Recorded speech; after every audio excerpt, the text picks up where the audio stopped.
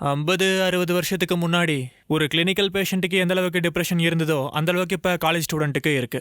என்னோட கேள்வி இதுதான், உங்க பார்வையில இதுக்கு என்ன காரணம்? இதுக்கு தீர்வு கண்டுபிடிக்க முடியலன்னா நம்ம எதிர்காலம் எப்படி இருக்கும்? இதுக்கு 2 ரீசன் இருக்கு. இந்த கேள்வியை கேட்டதுல எனக்கு ரொம்ப மகிழ்ச்சி. உங்க பேர் என்ன? மோஹித் சர்மா. மோஹித் சர்மா. மோஹித் சர்மா. மோஹித் சொல்றாரு, அதாவது ஒரு 50-60 வருஷத்துக்கு முன்னாடி எல்லாம் எந்த அளவுக்கு ஆங்ஸைட்டி ஒரு நோயாளிக்கு இருந்ததோ அந்த அளவுக்கு ஆங்ஸைட்டி இப்போ பொதுவானதாயிடுச்சு. ஸ்கூல்ல, காலேஜ்ல எல்லாம் இது வெறும் அனுமானம் கிடையாதுங்க. இதுக்கு புள்ளி விவரங்கள் இருக்கு, நம்பர்ஸா இருக்கு, ரிசர்ச்சா இருக்கு, டேட்டாவா இருக்கு. நம்ம எல்லாரும் ஏதோ ஒரு விதத்துல ஏமாற்றம், ஃப்ரஸ்ட்ரேஷன் கஷ்டப்பட்டுட்டு இருக்கிறோம். ஏதாவது ஒரு கவலை எப்பவுமே இருக்கு. தலையில பாரத்தை வச்ச மாதிரி இது சும்மா பேசுற பேச்சு இல்ல. நம்ம எல்லாத்தையும் டெஸ்ட் பண்ணி பார்த்தா நம்ம எல்லாருக்கும் இதே நிலைமை தான் இருக்கு. இங்க கூட இதே நிலைமை தான் இருக்கு. ஏதோ ஒரு விஷயம் தொந்தரவு பண்ணிக்கிட்டே இருக்கு, தொடர்ந்து பண்ணிக்கிட்டே இருக்கு. என்ன விஷயம்னு கேட்டா இதுக்கு 2 காரணம் இருக்குன்னு சொல்றாங்க. 2ஐயும் புரிஞ்சுக்கோங்க. மொத விஷயம் என்னன்னா, சயின்டிபிக் ரெவல்யூஷனுக்கு அப்புறமா நமக்கு கிடைக்கக்கூடிய ஆப்ஜெக்ட்ஸ், அதாவது பொருட்கள் இருக்கு இல்லைங்களா, அதுல கட்டுப்பாடற்ற வளர்ச்சி ஏற்பட்டிருக்கு. அதாவது 50 வருஷத்துக்கு முன்னாடி எந்த அளவுக்கு பொருட்களை நாம அடைய முடியும்னு இருந்துச்சோ இன்னைக்கு அதை விட 100 மடங்கு பொருட்கள் கிடைக்குது. அது கிடைக்கிறது மட்டும் இல்லாம அது எல்லா நேரமும் தன்னைத்தானே பார்வைக்கு கொண்டு வந்துகிட்டு இருக்கு. So the number of objects available for consumption has increased tremendously. புரிஞ்சுதா? ஒரு மனிதனால எத்தனை பொருட்களை அடைய முடியுமோ அத 50 வருஷத்துக்கு முன்னாடி, 50 வருஷத்துக்கு முன்னாடியை விட இன்னைக்கு 100 மடங்கு இருக்கு. அது 100 மடங்கு வளர்ந்தது மட்டும் இல்ல, உங்ககிட்ட அது எல்லா விதமான மீடியா வழியாவும் உங்களை ரீச் ஆகுது, காண்பிக்கப்படுது, விளம்பரப்படுத்தப்படுது, அதாவது அட்வர்டைஸ்மெண்ட் பண்ணப்படுது. இதுக்கான அர்த்தம் என்ன? அதாவது ஒரு மனிதன் இந்த சேர்ல உட்கார்ந்துகிட்டு தொடர்ந்து பார்த்துக்கிட்டே இருக்காங்க. இந்த ஜகத்துல, இந்த உலகத்துல அடையறதுக்கு, கன்சியூம் பண்றதுக்கு, அனுபவிக்கிறதுக்கு இத்தனை பொருட்கள் இருக்கு. அது அந்த பொருட்கள் திரும்ப திரும்ப திரும்ப மண்டைக்குள்ள புகுத்தப்படுது. அவன் மேல ஒரு விதமான தாக்குதல் நடக்குது. நமக்கு இத்தனை பொருட்கள் கிடைக்குது. உலகத்துல சயின்ஸ் அண்ட் டெக்னாலஜியோட அவுட்புட்டா, மார்க்கெட்டோட அவுட்புட்டா இத்தனை பொருட்கள் கிடைச்சா உங்களால அதை அடைய முடியுமா, இல்ல கன்சியூம் பண்ண முடியுமா? சொல்லுங்க. பண்ண முடியாது இல்லையா? பொருட்கள் அதிகமாகிக்கிட்டே போகுது. ஆனா அத அனுபவிக்கிறதுக்கு, கன்சப்ஷன் பண்றதுக்கான உங்க சக்தி அதிகமாகல இல்லையா? அதிகமாகாது. ஏன்னா உங்ககிட்ட அவ்வளவு காசும் இல்ல, எல்லார்கிட்டயும் இருக்கவும் முடியாது. இல்ல, உங்ககிட்ட அவ்வளவு நேரமும் கிடையாது. அப்போ என்ன அதிகரிக்கும்? உங்க ஃப்ரஸ்ட்ரேஷன் அதிகமாகும், உங்களோட ஏமாற்றம் அதிகமாகும். ஏன்னா இவ்வளவு பொருட்கள் உங்களை சுத்தி இருக்கிறதுனால. ஆனா எனக்கு மட்டும் கிடைக்க மாட்டேங்குது. அப்புறம் ஒவ்வொரு பொருள்லயும் புது புது மாடல் வந்துகிட்டே இருக்கு. கடைகள்ல புது புது இன்வென்ஷன்ஸ் வந்துகிட்டே இருக்கு. உடுத்திக்கிறதுக்கு, இருக்கிறதுக்கு, பார்க்கறதுக்கு, சுத்துறதுக்குன்னு ஒவ்வொரு இடத்துலயும் புது புது வழிகள் திறந்த வண்ணமா இருக்கு. ஆனா எனக்கு மட்டும் கிடைக்கல. I am missing out, I am missing out.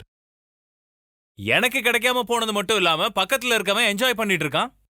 அவன் என்ஜாய் பண்ணிட்டு இருக்கான்னு எனக்கு எப்படி தெரியும்? ஃபேஸ்புக் போட்டோல பார்த்தேன். என்ஜாய் பண்ணவன் என்ஜாய் பண்ண போட்டோவை ஃபேஸ்புக்ல கண்டிப்பா போட்டு தானே ஆவான். என்ஜாய் பண்ணதுக்கு அப்புறமா என்னாச்சுங்கிற போட்டோவை கண்டிப்பா அவன் போட மாட்டான். சிரிச்சதுக்கு அப்புறமா எப்படி இருக்காங்கன்னு யாராவது ஃபேஸ்புக்ல போட்டோ போட்டு பார்த்திருக்கீங்களா? ஆனா சிரிச்சுக்கிட்டே இருக்கிற போட்டோவை தான் ஃபேஸ்புக்ல போடுவாங்க. அந்த போட்டோவை 1000 பேர் பார்ப்பாங்க.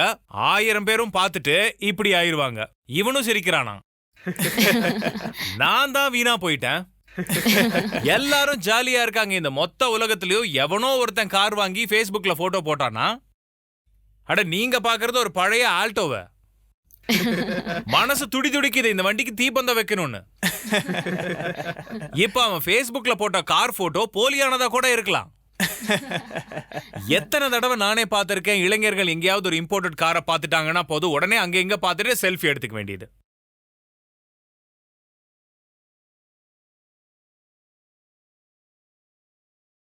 கார்மெண்ட் ஷாப்ல ட்ரையல் ரூமுக்குள்ள கொட்டை எழுத்துல போட்டிருப்பாங்க, செல்ஃபிஸ் நாட் அலவுட். பசங்களும் பொண்ணுங்களும் மாலுக்கு போறாங்க. அங்க இருக்கிற காஸ்ட்லியான ட்ரெஸ் அதை அவங்களால அஃபோர்ட் பண்ணவே முடியாது. கடைசியா ஒரு தடவை ட்ரையலாவது பண்ணி பார்க்கலாம் பாங்க. ட்ரையல் பண்றேன்னு சொல்லிட்டு ட்ரையல் ரூம்குள்ள போய் செல்ஃபி எடுத்து அதை Facebookல போடுவாங்க. 10 பேர் மனசை எரிய விடுவாங்க. புகையா பறக்கும். மீதம் இருக்கிற வேலையை போட்டோஷாப் பண்ணிடும். பேக்ரவுண்ட பிளர் பண்ணிட்டா போதும். அப்போ அது ட்ரையல் ரூம்ல எடுத்த போட்டோ மாதிரியே தெரியாது இல்லையா?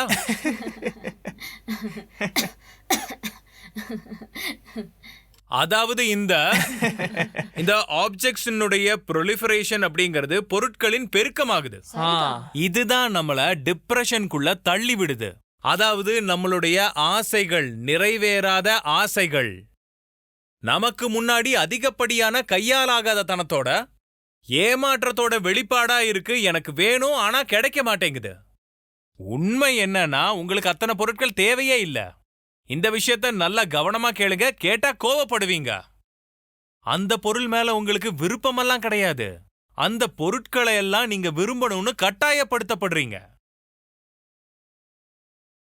கொடிய தந்திரத்தோட யோசிக்கிற சில பேர் உங்களுக்குள்ள தேவையில்லாத பொருட்களை, என்னைக்குமே விரும்பாத பொருட்களை விரும்ப வைக்கிறாங்க. ஆனா உங்களை ரொம்ப சாமர்த்தியமான முறையில,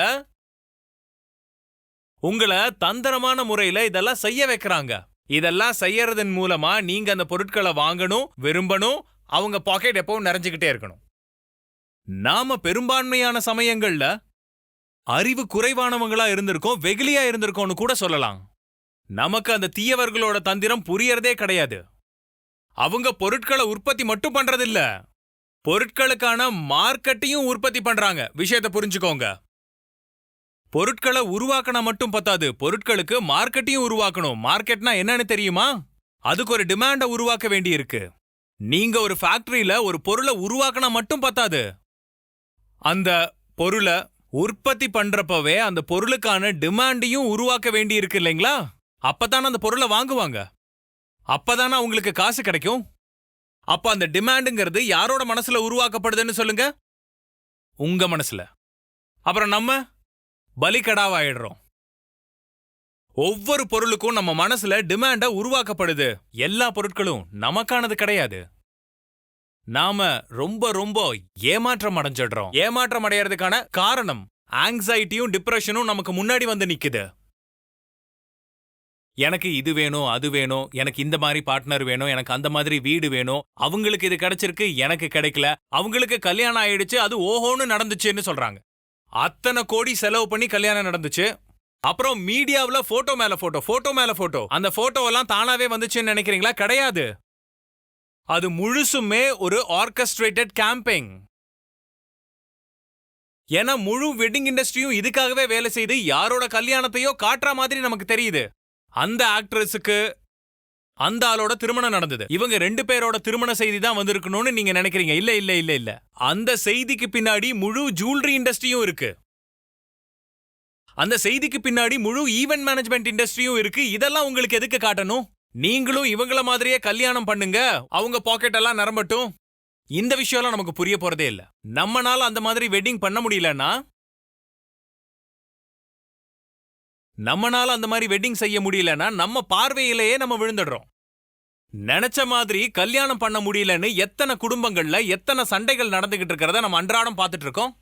எப்படி கல்யாணம் பண்ணணும், இதோ இப்ப நடந்ததே அதே மாதிரி எனக்கும் இதே மாதிரி செய்யணும்னு கேக்குறாங்க. இவங்க இதைத்தான் எதிர்பார்க்கறாங்க. எனக்கும் அதே மாதிரி ட்ரெஸ் போட்டுக்கணும், எனக்கும் அதே மாதிரி எல்லாம் ஷோ காட்டணும், எனக்கும் அதே மாதிரி 4-5 ஈவெண்ட் நடக்கணும். 4-5 ஈவெண்ட் வைக்கணும்னு உங்களுக்கு சொல்லி கொடுத்தது யாரு? அவங்க.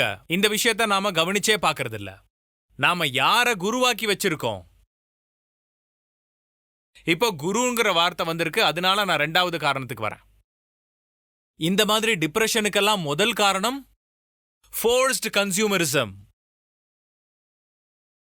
பார்த்தோம்னா கன்சியூம் பண்றதுக்காக நம்ம கட்டாயப்படுத்தப்படுறோம். இது டிப்ரெஷனுக்கு முதல் காரணம்.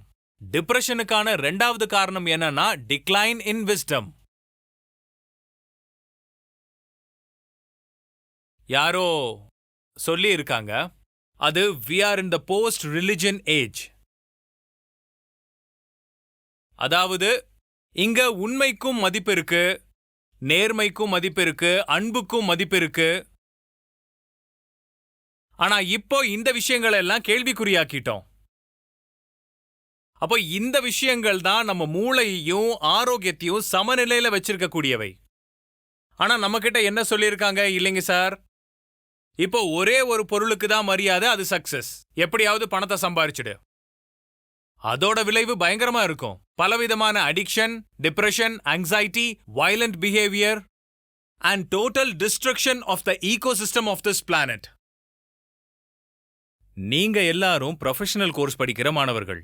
உங்க எல்லாருக்குமே ரொம்ப நல்லாவே தெரியும் இந்த பூமியை எந்த நிலைமைக்கு தள்ளி விட்டுட்டோன்னு. அதோட நேரடி தொடர்பு இந்த ரெண்டு விஷயங்களோட தான். முதலாவது இன்க்ரீஸ் இன் கன்சியூமரிசம், ரெண்டாவது டிக்ளைன் இன் விஸ்டம். நாம படிக்கிற ஸ்கூல்ல எல்லாத்தையுமே கத்துக் கொடுக்கறாங்க. ஆனா பேசிக் விஸ்டம் லிட்ரேச்சர் கூட சொல்லி கொடுக்கறது இல்ல. அது நம்ம பிள்ளைகள், பெண்கள் எல்லாரும் வளர்ந்துகிட்டு வராங்க. அவங்களுக்கு அக்கம் பக்கத்துல பல விஷயங்கள் பத்தி தெரியும். ஆனா வாழ்க்கையை எப்படி வாழணும்னு மட்டும் அவங்களுக்கு தெரியாது.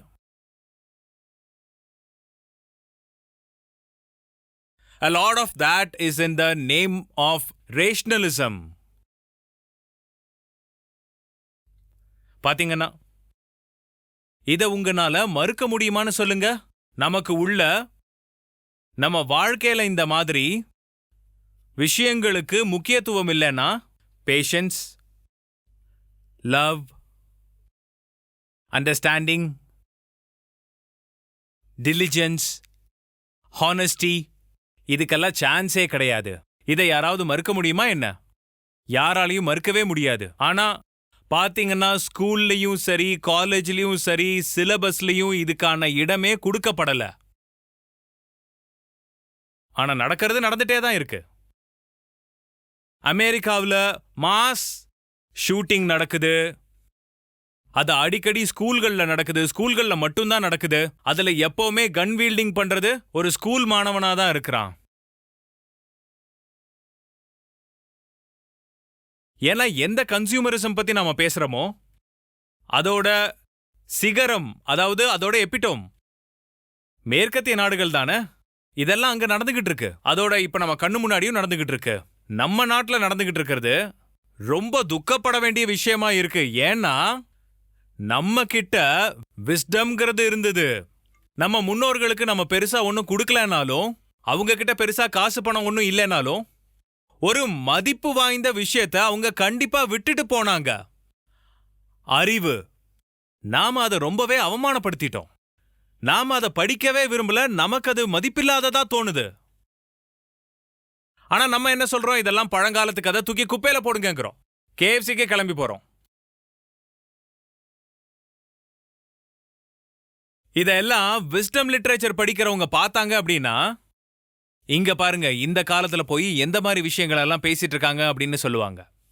ஆனா உங்களுக்கு இந்த விஷயம் புரியவே மாட்டேங்குது. இது ஒன்னும் சின்ன விஷயம் கிடையாது. இது சைக்காலஜியோட ப்ளீடிங் எட்ஜ் ரிசர்ச்ல கண்டுபிடிக்கப்பட்ட விஷயங்கள். நமக்கு இத பத்தி எல்லாம் பெருசா ஒன்னும் தெரியாததுனால பழச படிச்சு பிரயோஜனம் இல்லைன்னு நினைக்கிறோம். பிரயோஜனம் இல்லைன்னு ஒன்னும் இல்ல. இந்த திசையை நோக்கி தான் போறோம். பிசிக்ஸும் இதைத்தான் சொல்லுது. இந்த திசையை நோக்கி தான் நியூராலஜியும் சைக்காலஜியும் பயணம் பண்ணுது. யார்கிட்ட இதெல்லாம் இல்லையோ அவங்களோட வாழ்க்கை மேலோட்டமா தான் இருக்கும். பனிமூட்டம் சூழ்ந்த மாதிரி, ஒருவித போத மாதிரி.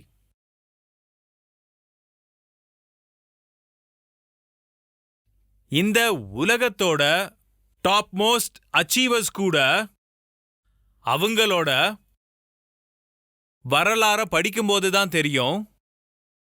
அதாவது அவங்களோட பயோகிராஃபிய, ஆட்டோபயோகிராஃபிய படிக்கும்போது உங்களுக்கே புரியும். அதுல இருக்கிற 100க்கு 90 பேர் எல்லாத்தையும் கரைச்சு குடிச்சவங்க. அதாவது விஸ்டம் லிட்ரேச்சரை கரைச்சு குடிச்சவங்களா இருப்பாங்க, ஆவிட் ரீடர்ஸா இருப்பாங்க. இதுல ரொம்ப முக்கியமான விஷயம் என்னன்னா, வெஸ்ட்ல இருந்து இந்தியாவுக்கு வந்தப்போ அவங்கள மாதிரி நம்ம இந்த விஷயங்களை மதிக்கலைங்கிறது வேதனைக்குரிய விஷயங்கள். அதுல பல பேர் பிசினஸ் ஆண்டர்பிரினர்ஷிப்காக வந்தவங்க. வெஸ்ட்ல இருக்கிறவங்கள அப்ரிஷியேட் பண்ணியே ஆகணும். ஏன்னா இந்தியர்களா நாம செய்யாததை அவங்க செஞ்சிருக்காங்க. இந்தியர்கள் மதிக்காததுனால தான் இதெல்லாம் நடந்திருக்கு. நீங்க சொல்ற மாதிரி எல்லா விதமான டிசார்டர்ஸ், ஆப்சஷன், anxiety, டிப்ரெஷன், இதெல்லாம் எதனால அப்படின்னா பேட்டன்ட்லி சைக்காட்ரிக் டிசார்டர் அப்படின்லாம் சொல்லலாம். பைபோலார் மாதிரி எல்லாம் இதெல்லாம் ஒன்னோட ஒன்னு சம்பந்தப்பட்டது. என்னன்னா நான் சொன்ன இந்த 2 விஷயங்களோட சம்பந்தப்பட்டது. So be very cautious of these 2 things. எந்த விஷயங்கள் உங்களை ஈர்க்குதுன்னு ரொம்ப கவனமா உத்து பாத்தீங்க அப்படின்னா, எந்த விஷயங்களை கன்சியூம் பண்றதுக்காக சத்தம் இல்லாம கையாளுறாங்க, மெதுவா உங்களை கட்டாயப்படுத்துறாங்கன்னு பாருங்க. யாரையும் இந்த விஷயங்களை கையாள விடாதீங்க. உங்களோட வாழ்க்கை உங்க கையில இருக்கு. உங்களுடைய வாழ்க்கை விலை உயர்ந்தது. உங்க வாழ்க்கை யாரோ உற்பத்தி பண்ண ப்ராடக்டா தொடர்ந்து நீங்க கன்சியூம் பண்றதுக்கு, கன்சியூம் பண்ணியே அவங்களுக்கு பணம் சம்பாரிச்சு கொடுக்கறதுக்கா? இதுக்காகவா நம்ம வாழ்க்கை சொல்லுங்க? இந்த விஷயத்துல ரொம்ப கவனமா இருங்க. ரொம்ப ரொம்ப கேர்ஃபுல். என்னோட மனசுல யாரு என்ன விதமான ஆசைய உருவாக்குறாங்க? யாரோட பேராசைக்காகவோ நான் பலிகடா ஆகணுமா? இங்க இன்னொரு விஷயத்தையும் நான் உங்ககிட்ட சொல்லணும்னு ஆசைப்படுறேன். அது என்னன்னா, படிங்க, நல்லா படிங்க. அதாவது நான் கார்ப்பரேட்ல இருந்து வெளியில வந்துட்டு என்னோட பயணத்தை ஆரம்பிச்சப்போ கேம்பஸ்ல இருந்து தான் ஆரம்பிச்சேன். இன்னையில இருந்து 15 வருஷத்துக்கு முன்னாடி. அப்போ வேலையா நாங்க ஃபவுண்டேஷனுக்குள்ள செஞ்சது கேம்பஸ்குள்ள போன உடனே அங்க விஸ்டம் லைப்ரரியை செட் பண்ணதுதான். ஸ்டூடெண்ட்ஸ்க்கு எக்ஸ்போஷர் தேவைப்படுது. படிக்கிறதுக்கு இவ்வளவு விஷயங்கள் இருக்குல்ல. உலகத்துல இருக்கிற அத்தனை இலக்கியங்களும் எல்லா இடத்துல இருந்தும், எல்லா தேசத்துல இருந்தும், எல்லா வழிகள்லயும் அவங்க முன்னாடி போய் வச்சாதானே தெரியும். அந்த எல்லா லிட்ரேச்சரையும் ஆதாரமா வச்சு பேசிக் சிம்பிள் கோர்சஸ ஸ்டூடெண்ட்ஸ் படிக்கிறதுக்காக உருவாக்கணும். And it obviously helped a lot. And that is what you need to do, whether or not there is any such course for you. Course கிடைக்கலன்னா நீங்களே தொடங்குங்க. அப்புறம் இன்னைக்கு ரொம்பவே பாத்தீங்கன்னா இன்டர்நெட் ரொம்ப சுலபமா கிடைக்குது. ஆனா 15 வருஷத்துக்கு முன்னாடி அப்படி இல்ல. நிறைய விஷயங்களை ஆன்லைன்லயும் படிங்க, கிண்டல்லையும் படிங்க. இல்லைன்னா புத்தகங்களை வாங்கிக்கோங்க, ஆர்டர் பண்ணிக்கோங்க. ஆனா படிக்கணும், புரிஞ்சுக்கணும். படிக்கிறதுனா அர்த்தம் தெரியுமா? படிக்கிறதுக்கான அர்த்தம் ஒரு மிகப்பெரிய மனிதர் சொன்னதை நான் தெரிஞ்சுக்கிட்டேன். ஆனா இதுவரைக்கும் அவரை நேருக்கு நேர் நான் பார்த்ததில்ல. அவரை உங்களால சந்திக்க முடியாம போயிருக்கலாம். ஏன் அப்படி சொல்றேன் அப்படின்னா, அவர் இறந்து கூட போயிருந்திருக்கலாம். ஆனா அவர் சொன்ன வார்த்தைகள் உங்களை வந்து சேர்ந்திருக்கும். இது தன்னளவுல எவ்வளவு ஒரு அழகான விஷயமா இருக்கு, அப்படிதானே? சொல்லுங்க. அப்போ படிங்க, அதுவும் சரியானதை படிங்க. அப்புறம் உங்களை சுத்தி இருக்கிற யாரையுமே நம்பாதீங்க. உங்களோட ஆற்றல், உங்க நேரம், பணத்தை சூறையாடுறதுக்காக காத்துக்கிட்டு இருக்கிறாங்க. இந்த கொள்ளையர்கள் கிட்ட கவனமா இருங்க. நம்மளுடைய வாழ்க்கைங்கிறது நம்மளுடையது, மத்தவங்களோடது கிடையாது. நம்ம வாழ்க்கை என்ன ஃபேக்டரி ப்ராடக்டா கன்சியூம் பண்ணிக்கிட்டே இருக்கிறதுக்கு? இதை வச்சு அவங்க இன்னும் 5 ஃபேக்டரியை உருவாக்குறதுக்காகவா? இதுக்காகத்தான் நம்ம வாழ்றோமா என்ன? ஜாக்கிரதையா இருங்க.